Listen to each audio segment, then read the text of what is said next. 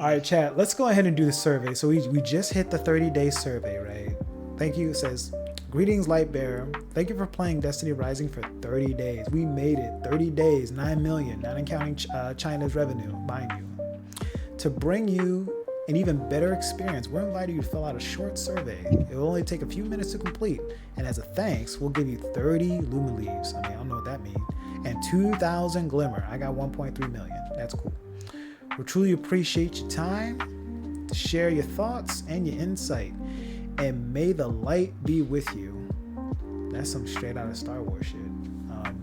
Okay, so question 1. With the following games you've mostly played in the last 6 months that you think is also similar to Destiny Rising, is there more than one game? Please select only ones you're familiar. So this is, I'd say, Genshin Impact from like an open world story perspective. Destiny 2, obviously, because it's Destiny 2. You know what I mean, it's the better Destiny. So we're gonna stick with Destiny because that's the most equivalent thing that I've played in the last 6 months. Overall, I'm gonna hit them.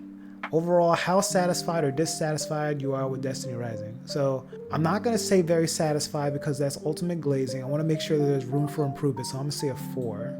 I'm definitely happy with the game, but there's definitely improvement that they can do with this game.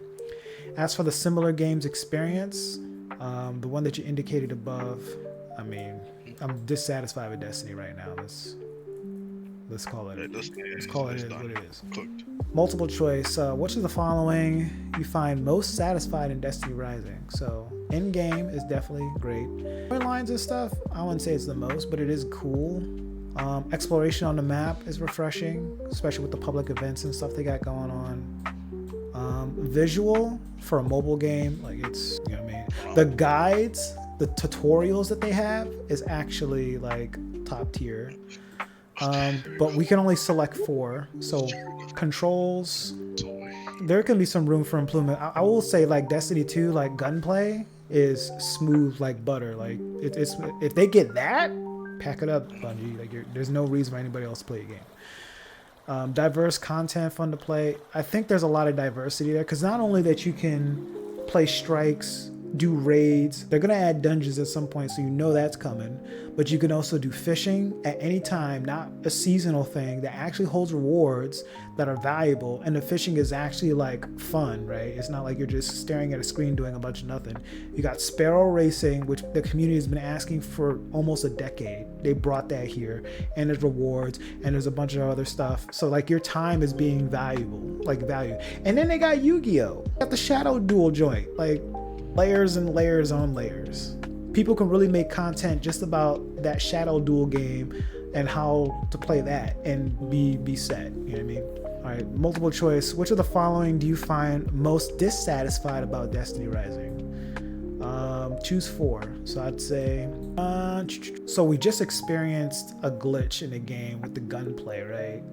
So controls could be better. From a build crafting perspective, if we can open up, like Blaze, you were mentioning like different weapon archetypes, like rapid fire frames and stuff that characters can use.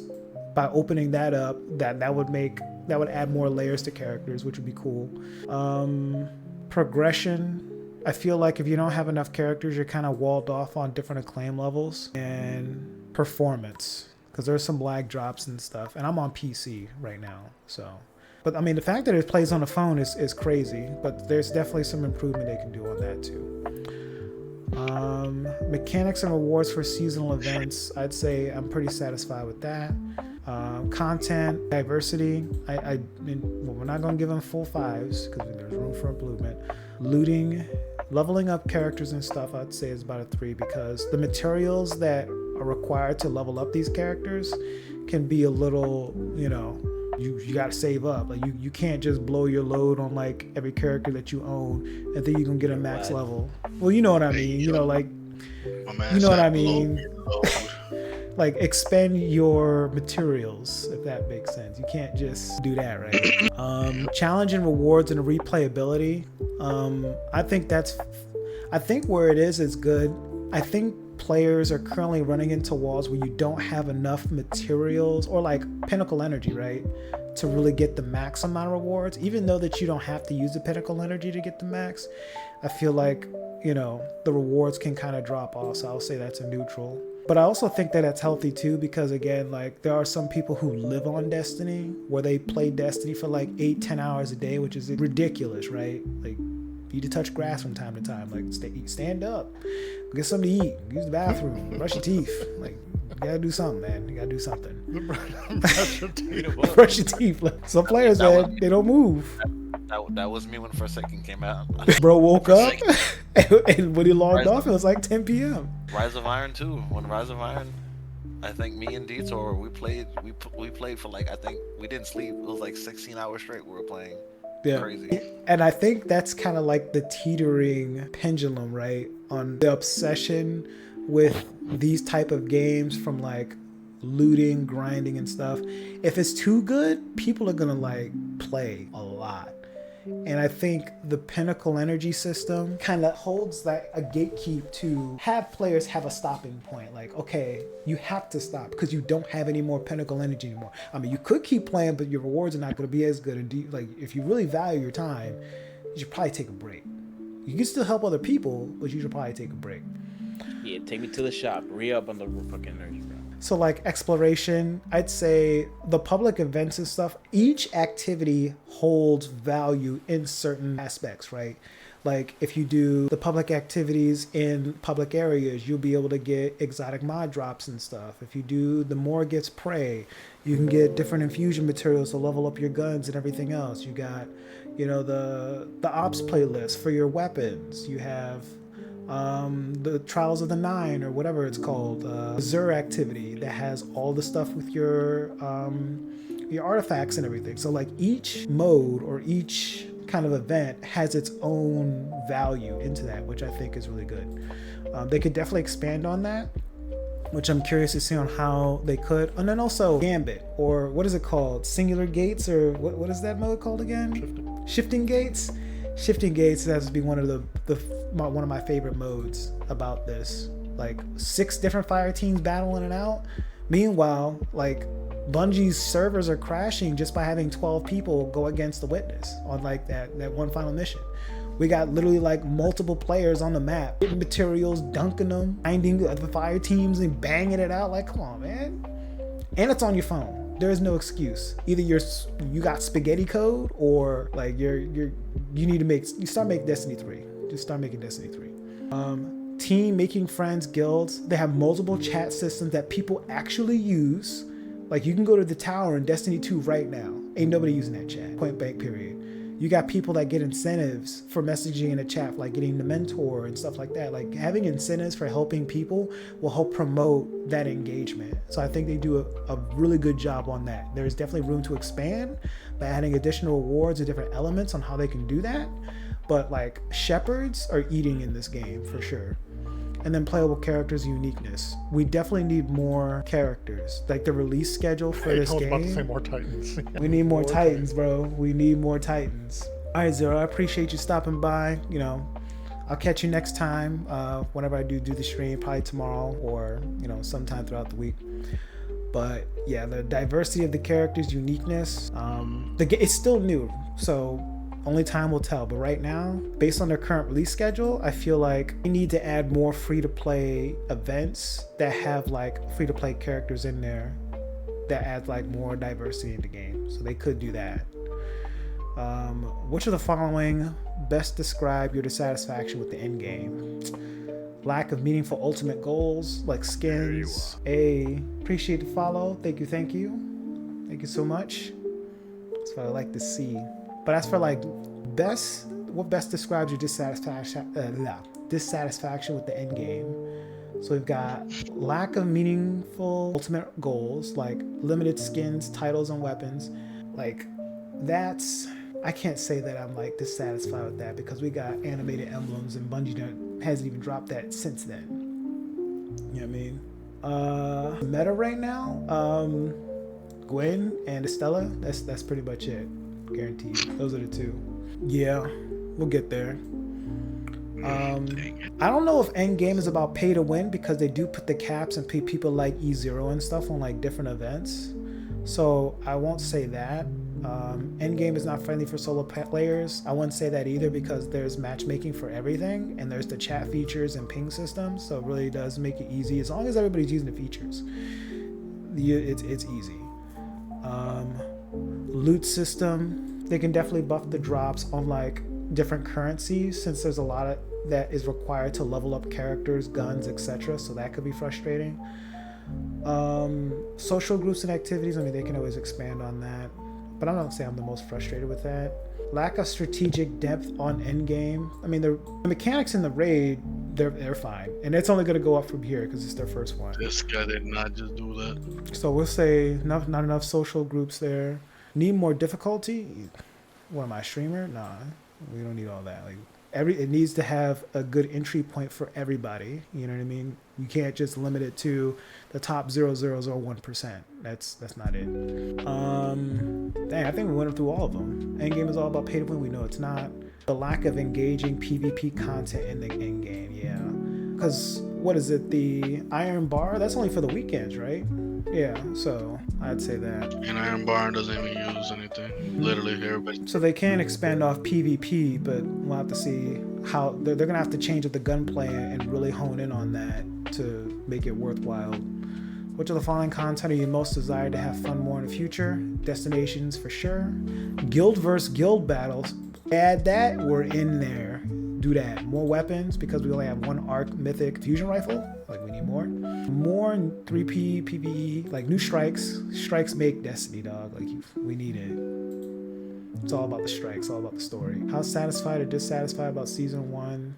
It's alright. I wouldn't say it's like, oh my god, season 1 is like the bee's knees. Like it's alright. How satisfied or dissatisfied with the content? Haven's Crest. I mean, it's the artifact. There's nothing new. Seasonal cosmetics. I do like the Vex shader, so I'd say I'm satisfied with that. The modifiers, neutral. Seasonal activities, excluding casual. We just did the Morgeth one, so that was cool. And we also have the challenge mode for the raid, so that was cool too. So I'd say I'm satisfied so far. I want to go any higher than that. Which of the following best describes your dissatisfaction with season 1? Cosmetics of Bright Dust. Seasonal activities felt repetitive. Luma Leaf draws. Yeah, they need better Luma Leaf draws because there's not really much to pull for besides the permanent banner, right? Seasonal activities felt unbalanced. Seasonal information was unclear, poorly communicated. Seasonal mechanics. I'm gonna add other. No free-to-play character introduced. Yeah, they did. Who was the free-to-play? She's not free though, right? You have to pull the other character, right? Like, do you get it for free? The permanent banner. Yeah, we gotta pull her though, right? They don't just like you know how they gave you Caber. They're not just gonna give you a character. They should. You're talking about you want to just like get a character. Yeah, like similar like Caber and Ikora. I don't think that's gonna happen. That's what all the Lumia leaves are for. Well then, how about this? More Lumia leaves. Damn. Pull to cater to a free-to-play base. I'm not a free-to-play player, gets but Wolf, Ikora, and Caber, so that all 3 elements and all 3 range types are covered. yeah. So I don't know if they would just give you character. I mean, there's other like gacha games that give like free characters per different events, right? I mean, Dragon Ball Legends did. They were always spitting out, but they were never meta relevant. They were just like novelty. So I guess there's that too. What's the point? Right. There isn't one. Select at least one. So I think we're good there. And then what is the reason you're dissatisfied about season 1 of Destiny Rising? How can we improve? More compelling story for the season. Introduce social events too. Like there should be at least enough Lumia leaves to do like a couple of rotations in the banner so people can save. I mean, I'm still gonna play, like we locked in. Which of the following, man, this survey is kind of long, dang. Which of the following your goals in Destiny? Well, Just for 2,000 Glimmer? you know, compete with others, create level up guilds. I mean, that's fun. I wouldn't say collect more guns because I'm all about the builds, man. We're the build crafting quest. Progression of main quest is dope too. Make new friends. Where's build crafting? Here it is. Okay, so yeah, Sorry, main quest. Damn, we need main quest. Sorry, friends. We're gonna have to do this. We're all about that build crafting, dog. For all these days, where were you usually play Destiny Rising? I mean, in the crib. That's it. No, I'm not playing at a park. No, I'm not. No. Okay. Do you have any suggestions and thoughts? See how open dialogue this is? We love the open dialogue. Okay. Invest in the gameplay such as gunplay, abilities, etc. More layers of content in strikes, raids, dungeons, more weapon types. Like, we know we're getting bows and grenade launchers and stuff. Like, it's coming. We just haven't got it yet. Layers. We have geos already. Well, like different archetypes in geos, like waveframe grenade launchers, aerial denial grenade launchers, stuff like that. I mean, it's already there. Like, we already got dual wielding like sidearms. We got a freaking crossbow gun that's rapid fire. Like, they're cooking. And then, you know, add more melee weapons, more melee weapons. So like, Glaives coming soon. No, you know what? Screw glaives, staffs. I was gonna say Axes. I don't want to be that guy, but I never felt satisfied with glaives. It felt Yeah. like they did like too much.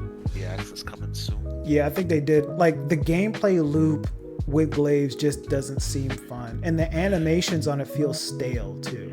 I feel like with swords you have more layers of doing like sword swings and stuff, but like with glaives there's no cool animations to really like branch off of that stuff, right? And it's all in first person too, so it feels really like bland. And then you can't use melee attacks when using glaives anyways, because your glaive is your melee attack. So any melee build you put on a glaive is literally now obsolete, so you're like leaning towards one play style. But I would like to see staffs, like dual blade, like dual swords. Blade. Bring it back. Bring back our blade. Our blade's coming. Knives. Hold on. Like, we got space magic. They can do it. All right, we completed the survey. So it's things like this that they expand to all players who actively play their game and gain their feedback, not just the top 1% that's like 100,000 subscribers on their YouTube channel or whatever. Because yeah, they have their communities and yeah, they have their player base, which is all cool. So, you know, shout out to all of them for creating their player base and, you know, having that like clientele to, or accolades to like give their opinions and such. But it's the common player, the ones that have been sticking with the game for decades and for a decade plus, that wants their voices to be heard, and having in-game surveys allows their voices to be heard, because then you can filter through it all. They can see what is the most common feedback or what is the most uncommon feedback, and have those discussions to see what they can do to help better improve the game. Because if you just listen to that one side of the player base that's always asking for difficulty and more grind, then you get the current state of D2. Because best believe, they were all saying the same thing, and now they got what they wanted, and now they're backtracking saying, oh, the game is in a bad state. That's because they listen to y'all. You asked for more grind, they gave you more grind. You asked for more weapons, they gave you more weapons. You asked for harder difficulty, you got more difficulty, and now nobody wants to play because the social features and all the other modes were left behind. Gambit Prime was literally at the pinnacle forefront, and they let that game die.